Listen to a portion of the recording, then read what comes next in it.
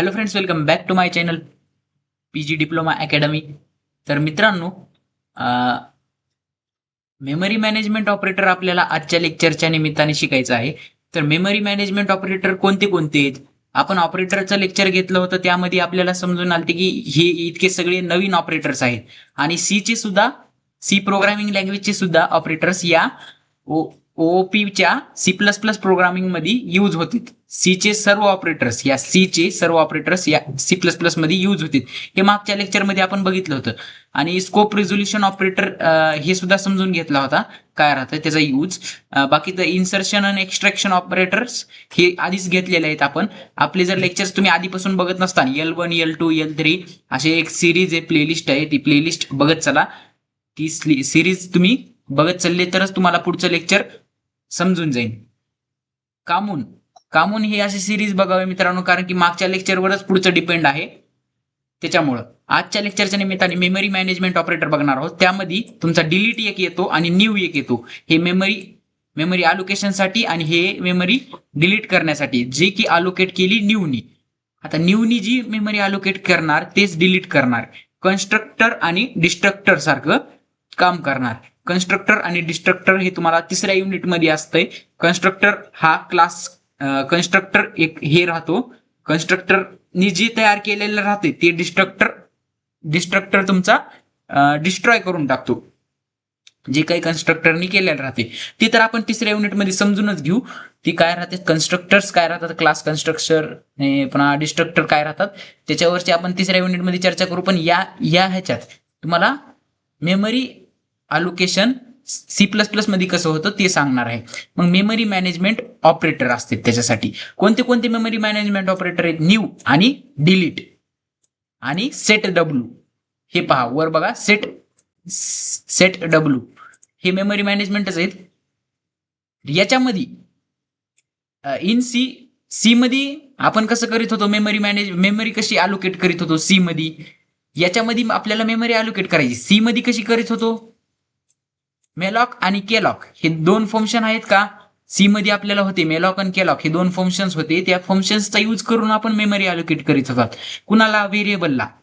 मग ती memory C++ मध्ये कशी अलोकेट करायची, डायनॅमिकली मेमरी कशी अलोकेट करायची, तर न्यू आणि डिलीट, न्यू ऑपरेटरचा वापर करून ती अलोकेट करायची आणि डिलीट ऑपरेटरचा वापर करून ती डिस्ट्रॉय करायची. डिस्ट्रॉय का म्हणून करायची? कारण की मित्रांनो, एकदा का तुम्ही मेमरी वापरली तर ती दुसऱ्या कुणालाही ती पुन्हा नंतर मेमरी वापरता आली पाहिजे ना. मग ती जागा तुम्ही मोकळी करायची. सपोज तुमच्या कॅप राऊंड झाली, तुमच्या पॉलिटेक्निकसाठी ऍडमिशनसाठी तुमची कॅप राऊंड झाली. कॅप राऊंड साठी तुम्हाला अलोकेट झाली सीट, आणि त्यानंतर आता तुमचा डिप्लोमा झाला तर त्यानंतर तुमची ती सीट मोकळी राहील ना. मग तिथं तुमची सीट, तुम्ही तिथून निघून गेली, तिथं तुमची सीट डिलीट झाली आणि आता ती सीट दुसऱ्या कुणाला तरी घेण्यासाठी मोकळं झालं ती. मग त्याच्यासाठीच मित्रांनो डिलीट आणि न्यू हे जागा बुक करण्यासाठी राहतात. आणि तिथं सीट बुक केली. रिअल लाईफचं एक्झाम्पल दिलं. MSBTच्या कॅप राऊंड मध्ये तुमची सीट बुक होती आणि इथं काय आहे, मेमरी बुक होणार आहे, मेमरी बुक. मग डायनॅमिकली मेमरी अलोकेशन होणार आहे. डायनॅमिकली म्हणजे काय, रन टाइम तुमची वेबसाईट जेव्हा रन होती का त्या टाइमालाच रन टाइम असं म्हणतात. मित्रांनो, जेव्हा तुमची वेबसाईट रन केली जाते, जेव्हा ती ब्लॅक स्क्रीन आपल्याला आउटपुटला दिसते, तेव्हा तुमची रन टाइम मेमरी अलोकेशन सुरू असतं मित्रांनो. मग आता मित्रांनो, C++ provide new operator for dynamic memory allocation. C मध्ये काय होते, दोन फंक्शन्स होते, मेलॉक आणि केलॉक. ह्यांच्या थ्रू आपण डायनॅमिक मेमरी अलोकेट करू शकत होतो. आता डायनॅमिक मेमरी कशा थ्रू अलोकेट करायची, न्यू ऑपरेटर थ्रू, म्हणजे NEW हे न्यूच ऑपरेटर आहे. आणि ती अलोकेट झालेली मेमरी, ती डायनॅमिक अलोकेट झालेली मेमरी डिलीट करण्यासाठी, डिलीट करण्यासाठी सपोज इथं एका बॉक्स मधली मेमरी, ही मेमरी अलोकेट झाली आणि ही मेमरी आता मला डिलीट करायची, तर मी कसं करणार, डिलीट ऑपरेटर वापरणार आणि मेमरी अलोकेट करण्यासाठी न्यू ऑपरेटर वापरणार.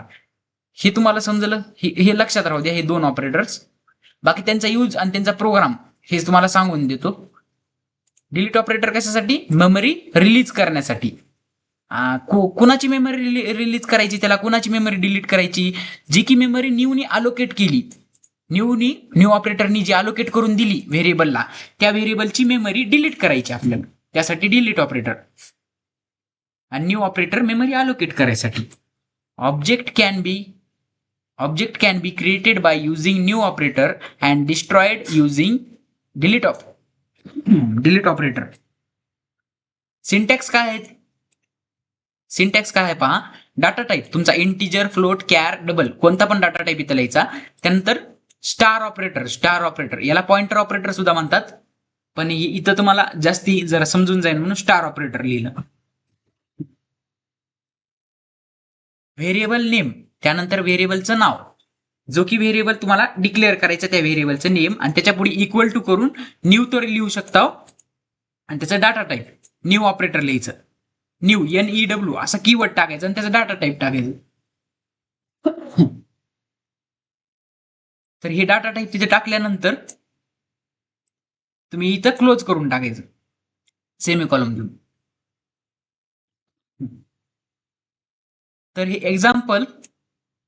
एक्झाम्पल जर बघायचं झालं तर कॅर स्टार पी. आता पी नावाचा व्हेरिएबल इथं कॅरेक्टर नावाच्या डाटा टाईप मध्ये यूज केलेला आहे. पी नावाचा व्हेरिएबल आहे, त्याच्यापूर्वी स्टार लावलेला आहे आणि कॅर लावलेला आहे. डाटा टाईप काय आहे? कॅर आहे. कॅरचा बाईट साईज किती राहतो? 1 बाईटचा साईज राहतो कॅरचा. आणि त्यानंतर मित्रांनो हे काय केलं इथं डायरेक्ट खाली केलेलं आहे. यालाच जर आपण एका लाईनीमध्ये आता ह्या सिंटॅक्सचा वापर करून जर लिहिलं असतं, यालाच कसं लिहिलं असतं, मग याला असं जरी लिहिलं असतं आपण तरी चाललं असतं, असं जरी लिहिलं असतं याला चाललं असतं. आता पहा सिंटॅक्सला धरून दिसत आहे का? हो, सिंटॅक्सला धरून दिसत आहे. पहा char star P equal to new operator char आणि तुमचा ॲरे. आता ह्याचा मिनिंग काय झाला, या पूर्ण लाईनचा मिनिंग काय झाला. आता याला रीड कसं करायचं ते सांगतो. पी नावाचा व्हेरिएबल आहे, त्याचा डाटा टाईप काय आहे? कॅर. म्हणजे आपल्याला कळालं कॅर एक व्हेरिएबल आहे पी नावाचा. कॅरला किती साईज लागते? कॅरला किती साईज असते? बाईट साईज 1 बाईट साईज असते. मग मित्रांनो आता काय केलं? न्यू ऑपरेटर वापरला त्याच्यासमोर. P is equal to new केलं, न्यू ऑपरेटर वापरला आणि परत कॅर दिलं. कॅरला ॲरे बनविलं आपण, ॲरे बनविला. आता हा पी नावाचाच ॲरे राहणार, पी नावाचा ॲरे राहणार. त्याची कॅरची किती दिली, त्याच्यामध्ये नंबर किती दिला, त्याची व्हॅल्यू किती दिली, त्याची साईज किती दिली? 5. आता मित्रांनो जर कॅर पी साठी 1 बाईट मेमरी लागत असेल तर असेच 5 कॅर पी, म्हणजे ह्याचा अर्थ काय झाला? 5 पी नावाच्या व्हेरिएबलसाठी आपण जागा अलोकेट करायची. आता 5 पी नावाच्या व्हेरिएबलला किती जागा लागन? हे पहा, एका पीला 1 2 3 4 5 1 बाईट लागती. जर इथं 2 बाईट लागत असेल तर इथं जर इंटिजर असतं आणि इथं सुद्धा इंटिजर असतं तर इथं किती लागली असती? 2 2 2 2 आणि 2.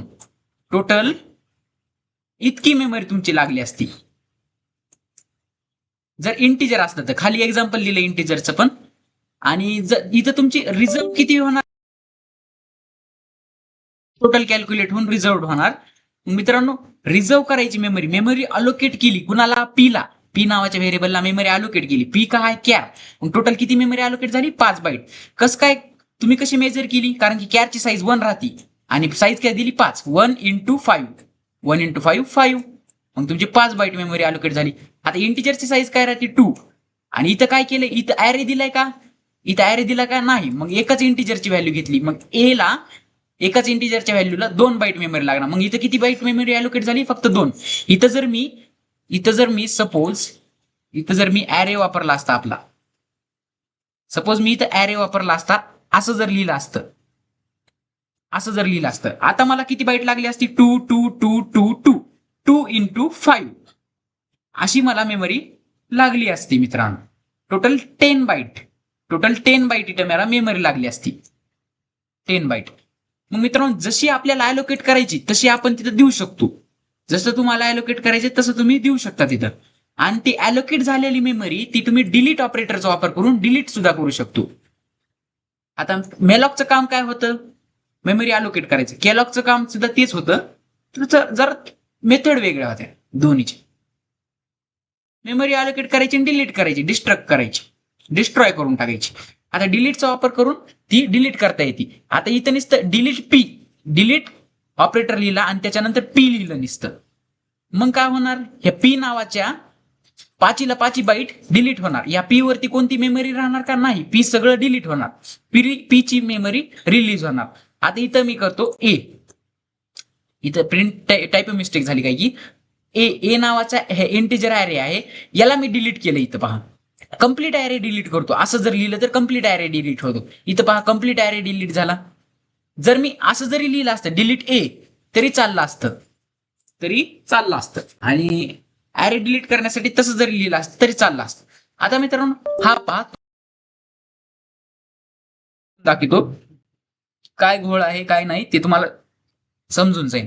आता मी जसं सांगितलं, न्यू ऑपरेटरचा वापर करून आपण मेमरी अलोकेट करतो आणि डिलीट ऑपरेटरचा वापर करून आपण मेमरी डिस्ट्रक्ट करतो, म्हणजे रिलीज करतो, डिलीट करतो मेमरी.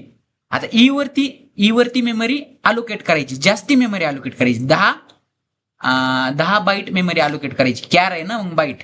जर इथं इंट असलं तर बाईटची साईज किती झाली असती, 20 बाईट इंटू त्याची साईज, ती तुमची बाईट साईज होईल. डाटा टाईप इंटू त्याची साईज, ते तुमची बाईट साईज होईल. आणि इथं काय केलेलं आहे मित्रांनो पहा, string dot H header file वापरलेली आहे. स्ट्रिंग डॉट एच आपण कधी वापरतो, फंक्शन्स वापरायचे असतात. आता strcpy हे काय आहे, स्ट्रिंग रिलेटेड फंक्शन आहे. सी लँग्वेज पासून जर तुम्ही आपल्या लेक्चरला फॉलो करीत असताल तर तुम्हाला माहितीच होऊन जाईल की strcpy चं काम काय असतो. तरी मी इथं शॉर्ट मध्ये एक्सप्लेन करून सांगतो. ही जी दिसत आहे सॉफ्टवेअर, ही जी डबल कोटेशन मध्ये सॉफ्टवेअर दिसत आहे, ही स्ट्रिंग, ही जी सॉफ्टवेअर स्ट्रिंग आहे पूर्ण स्ट्रिंग या ई नावाच्या व्हेरिएबल वरती कॉपी होऊन जाते, कॉपी होऊन जाते. ही ऍज इट इज सॉफ्टवेअर या ई नावाच्या व्हेरिएबल वरती कॉपी होऊन जाईल. जेव्हा मी ई ला डिस्प्ले करीन तेव्हा मला काय येईल, सॉफ्टवेअर. आता ई वरती सपोज कोणतीच व्हॅल्यू नाही, ई ला मी 10 बाईट मेमरी अलोकेट केली न्यू ऑपरेटरचा वापर करून ई नावाच्या व्हेरिएबलला. मग मी ई वरती व्हॅल्यू टाकायची म्हणून strcpy लिहिलं. याला कसं वाचतात माहिती का, स्ट्रिंग कॉपी str म्हणजे स्ट्रिंग आणि cpy म्हणजे कॉपी. एखादी स्ट्रिंग कॉपी करायची एखाद्या व्हेरिएबल मध्ये. आता मग इथं कसं झालं पहा, इथं जरा क्लिअर करतो. तेच सेम मी जे सांगितलं तीच गोष्ट होणार. ही जे सॉफ्टवेअर आहे का हे ई वरती जाऊन प्रिंट होणार. आता इथं सॉफ्टवेअर असं आउटपुट स्क्रीनला येऊन जाईल तुमच्या SOFTWARE सॉफ्टवेअर. हे असं आता ई मध्ये स्टोअर होईल. कसं कामून स्टोअर होईल, कारण की ह्या फंक्शनचं कामच ते आहे ना मित्रांनो, या फंक्शनचं कामच ते strcpy. मग तुमचे स्टार लेन फंक्शन आहे, strcpy आहे, स्टार रिव्हर्स आहे, str स्ट्रिंग रिव्हर्स साठी आहे. मग स्ट्रिंग रिलेटेड जे ऑपरेशन्स आहेत त्यासाठी आपण str string dot H header file आपण यूज करतो, इन्क्लूड करावं लागते, जे की हे फंक्शन्स वापरण्यासाठी गरजेचे आहे. नसता मग ही जर इन्क्लूड केली नसती तर आपल्याला हा फंक्शन वापरता आला असता का, नाही, एरर दिला असता आपल्याला प्रोग्राम. मग जेव्हा मी ई ला डिस्प्ले करीन तेव्हा मला आउटपुट स्क्रीनला काय येऊन जाईल, सॉफ्टवेअर असं आउटपुट स्क्रीनला येऊन जाईल. पहा खाली पाहू शकता आउटपुट स्क्रीनला स्ट्रिंग इज सॉफ्टवेअर असं आउटपुट स्क्रीनला येऊन जाईल. आणि मित्रांनो तेच सेम ई ला शेवटी काय केलेलं आहे, मी डिलीट केलेलं आहे, म्हणजे ई ची मेमरी रिलीज केलेली आहे, मेमरी इथं डिलीट करून टाकली. मग आता ई वरती काही राहीन का, नाही. आता हेच प्रोग्राम मी तुम्हाला टाईप करून सांगतो आणि जरा एक्सप्लेन सुद्धा करून सांगतो. असंच एकदा तुम्हाला वरून एक्सप्लेन, पुन्हा तुम्हाला टाईप करून एक्सप्लेन, जेणेकरून तुम्हाला आणखीनच चांगलं एक्सप्लेन. आधी सिंटॅक्स सांगितला, एक्झाम्पल सांगितले, खूप सारं काही सांगितलं, आणि आता प्रोग्राम टाईप करून सांगतो. सो लेट्स गो, आपण आपल्या ऑनलाईन कंपायलर वरती जाऊया. सो फ्रेंड्स, तुमच्या गुगल क्रोम वरती आल्यावर तुम्ही ऑनलाईन कंपायलर असं सर्च करायचं. त्यानंतर इथं पहिलीच GDB ची लिंक येईल, त्या लिंकला ओपन करायचं. त्या GDB वरच्या लिंकला जर तुमचं नेटवर्क चांगलं चालत असेल तर नेटवर्क नुसार हे वर्क होतो. इथं वर यायचं, C++ लँग्वेज सिलेक्ट करायची. जर तुम्हाला सी मध्ये करायचं असेल तर सी मध्ये तुम्ही प्रोग्राम करू शकता, पण मला C++ लँग्वेज मध्ये प्रोग्राम लिहायचा आहे म्हणून मी C++ लँग्वेज सिलेक्ट केली. आता मित्रांनो इथं रेडीमेड C++ स्ट्रक्चर येऊन जाईल. आता मित्रांनो मला जर हे काढायचं असेल STD, तर मला इथं काय इन्क्लूड करावं लागेल, using namespace STD, using namespace STD हे कामून यूज करायचं असतं. हे तर मी तुम्हाला सांगितलेलं. हे जर यूज केलं नाही तर आपल्याला प्रत्येक सी आउट लाईन सोबत हे असं STD कोलन कोलन लिहावं लागतं. मग आता हे STD कोलन कोलन नाही लिहिलं तरी चालते, त्यासाठी आपण इन्क्लूड करतो. आता मी एक फ्रेश प्रोग्राम लिहित आहे ना, त्यामुळे तर तुम्हाला सांगून. आता आपण काय वापरणार आहे, स्टार CPY का फंक्शन वापरणार आहे, स्ट्रिंग कॉपी फंक्शन. मग स्ट्रिंग कॉपी फंक्शन वापरण्यासाठी आपल्याला त्याची हेडर फाईल इन्क्लूड करावं लागेल. हेडर फाईल काय आहे, हॅश इन्क्लूड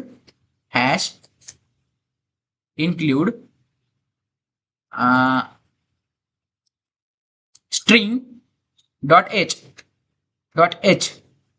दिलं तरी चालते, नाही दिलं तरी चालते बरं का, पण मी देऊन टाकतो. आणि इथं सुद्धा iostream .h दिलं तरी चालते, नाही दिलं तरी चालते, ते तुमच्यावर राहिलं. आता मी काय करणार, एखादा व्हेरिएबल डिक्लेअर करणार. सपोज मी काय करतो, स्ट्रिंगचा प्रोग्राम घेऊ आपण, तेच प्रोग्राम घेऊ किंवा दुसरा प्रोग्राम घ्यायचा का,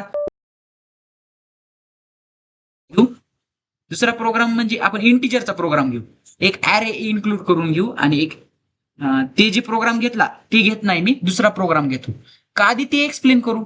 चला आधी तेच एक्सप्लेन करतो. कॅर आधी ते एक्सप्लेन करतो, त्यानंतर दुसरा सुद्धा प्रोग्राम घेऊया आपण.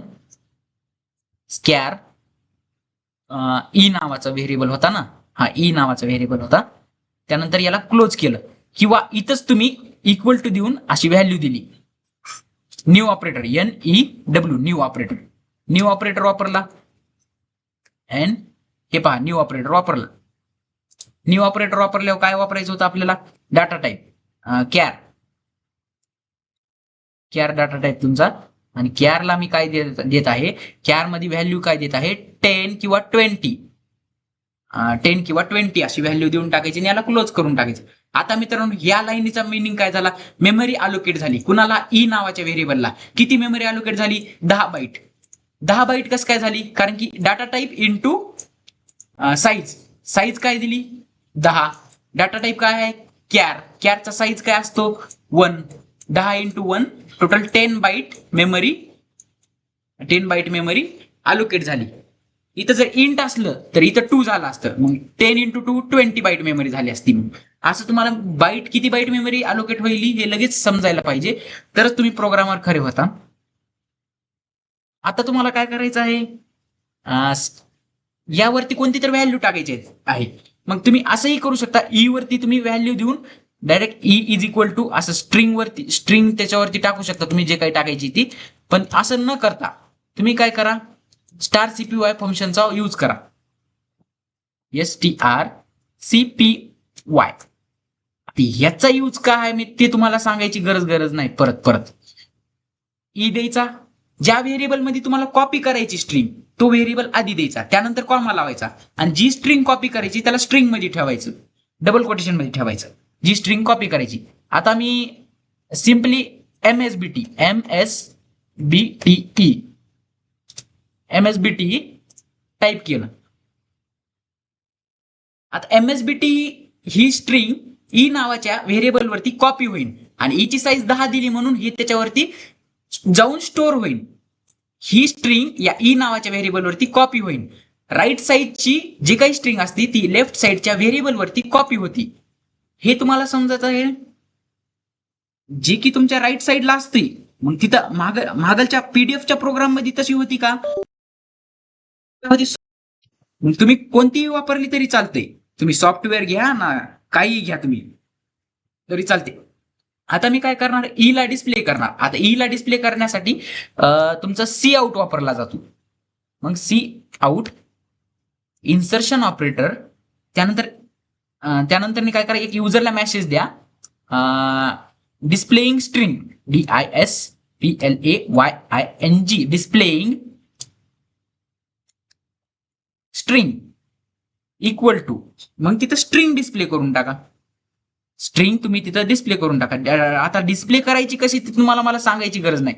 असं इन्सर्शन ऑपरेटर द्यायचा, आणि ज्या कोणत्या व्हेरिएबलवरची व्हॅल्यू तुम्हाला डिस्प्ले करायची त्या व्हेरिएबलचं नाव, कोण्या व्हेरिएबलवरची, ई नावाच्या व्हेरिएबलवरची व्हॅल्यू देऊन टाकायची आणि त्याला क्लोज करून टाकायचं.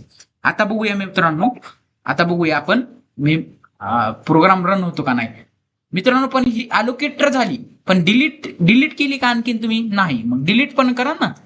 डिलीट डीई हे पहा डिलीट डिलीट कीवर्ड वापरायचा आणि त्याच्या पुढे जो की व्हेरिएबलचं नाव आहे ई, ज्या व्हेरिएबलचं नाव आहे ती ई देऊन असा सेमी कॉलम मध्ये द्यायचा. त्यानंतर तुमचं ते व्हेरिएबल डिलीट होईल. आता बघूया काही एरर आलेला आहे का. हे पहा एरर एरर म्हणत आहे.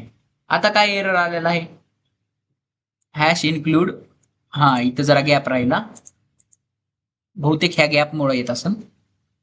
आता पाहूया.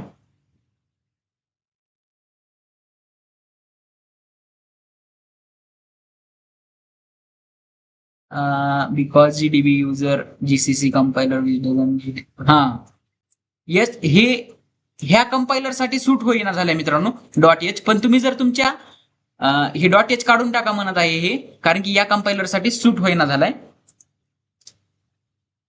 बघू आता बघू. सेमी कॉलम राहिला म्हणत आहे. हा सेमी कॉलम एक राहिला इथं. हे पहा इथं सेमी कॉलम राहिला, आपला क्लोज करायचं राहिलं ना. आता डॉट एच काढून टाकला. तुम्ही म्हणता सर आम्ही एक्झाम मध्ये डॉट एच लिहिला तर चालन का. हो चालन, कारण की एक्झाम मध्ये तुमचा टीचर असा प्रोग्राम टाकून बघणार नाही कोण्या कंपायलर वरती. तुम्ही जर सपोज इथून सिलेक्ट करून तुम्ही जर टर्बो सी प्लस प्लस वरती गेलात ना, जो की तुमच्या कॉलेजमध्ये वापरला जातो, टर्बो सी प्लस प्लस हा तुमच्या कॉलेजमध्ये वापरला जातो. तुम्ही टर्बो सी वरती कॉलेजमध्ये तुमचे प्रोग्राम लिहिले जातात ना, त्यावरती तुम्हाला डॉट एच लिहावं लागत असेल. पण इथं आपण सी प्लस प्लसचं ऑनलाईन कंपायलर वापरत आहे, हे डॉट एच ला सपोर्ट करणार झाले म्हणून आपण लिहिलं नाही. खाल्ल्या ह्याच्यात लिहू शकतो का, हो लिहू शकतो वाटायले. आता बघू काही प्रॉब्लेम आला तर ते सुद्धा कट करू. पहा काही प्रॉब्लेम आलेला नाही. एमएसबीटी ही स्ट्रिंग डिस्प्ले झालेली आहे मित्रांनो प्रॉपरली. इथला डॉट एच चालला, पण इथला डॉट एच चालला का नाही. आता मित्रांनो इथं काय झालं सांगतो. या ई वरती व्हॅल्यू मला डिस्प्ले झालेली आहे. आता मी जर परत ई वरची व्हॅल्यू एमएसबीटी गेलेली आहे इथून स्टार सीपीवायचा वापर करून. मग मित्रांनो ई जेव्हा मी डिस्प्ले केला तेव्हा मला काय येईल, ही स्ट्रिंग येईल. येत आहे का आउटपुटला, हे पहा येत आहे एमएसबीटी. मी ईला तिथे डिस्प्ले केलं ना, मग एमएसबीटी कसं काय आलं, कारण की एमएसबीटी हे ई वरती कॉपी झालं आणि ते तिथं येऊन गेलं. आणि डिलीट झाले का नाही हे कसं कळणार, चला डिलीट झाले का नाही बघूया आपण. असं खाली आणखीन एकदा डिस्प्ले करून बघूया आणि स्लॅश एन देऊया, जेणेकरून खाल्ल्या लाईनीला येऊन जाईल. बघूया काय होत आहे. हे पहा वर एमएसबीटी हे केलं आपण अलोकेट केलं. आता मेमरीतलं ते डिलीट केलं, मध्ये काय केलं आपण डिलीट केलं आणि त्यानंतर डिस्प्ले केलं. डिलीटच्या नंतर डिस्प्ले केलं तर आलं का आपल्याला एमएसबीटी नाही. याचा अर्थ काय, एमएसबीटी हा डिलीट झाला ना, हा ई वरची व्हॅल्यू डिलीट झाली, एमएसबीटी डिलीट झाली म्हणून नंतर आपल्याला काहीच आलं नाही आउटपुटला. नंतर आपण डिस्प्ले स्ट्रिंग केलं तर मग मित्रांनो जेव्हा डिलीट झाली तर आउटपुटला काय येईल का, नाही गार्बेज व्हॅल्यू येईल. गार्बेज व्हॅल्यू म्हणजे कोणती, बाय डिफॉल्ट जी की तुमच्या ह्याच्यामध्ये स्टोअर होती. बाय डिफॉल्ट काय झालं आता इथं स्टोअर एक तुम्हाला काहीतरी क्वेश्चन मार्क आणि असं काहीतरी स्टोअर झालं. आता बाय डिफॉल्ट काही पण स्टोअर होऊ शकतो. गार्बेज व्हॅल्यू म्हणतात बाय डिफॉल्ट. पहा 4 झालं, क्वेश्चन मार्क झालं. प्रत्येक बारी रन करीत जाईन मी तेव्हा गार्बेज व्हॅल्यू वेगवेगळी दिसन तुम्हाला. हे पहा काहीतरी वेगळं चाललं. मग मित्रांनो तिथं जर काही नसेल, ए वरती जर काही नसेल तर तिथं गार्बेज व्हॅल्यू म्हणजे जिथं मेमरीमध्ये काही अलोकेट केलेलं असते. मेमरी कधीच खुल्ली राहत नसती. मेमरीमध्ये गार्बेज व्हॅल्यू का होणार स्टोअर होत असती. जोपर्यंत तुम्ही त्याच्यावरती व्हॅल्यू टाकत नाही तोपर्यंत तिथं गार्बेज व्हॅल्यू स्टोअर होती. सर होप की मित्रांनो तुम्हाला हा प्रोग्राम समजला असेल.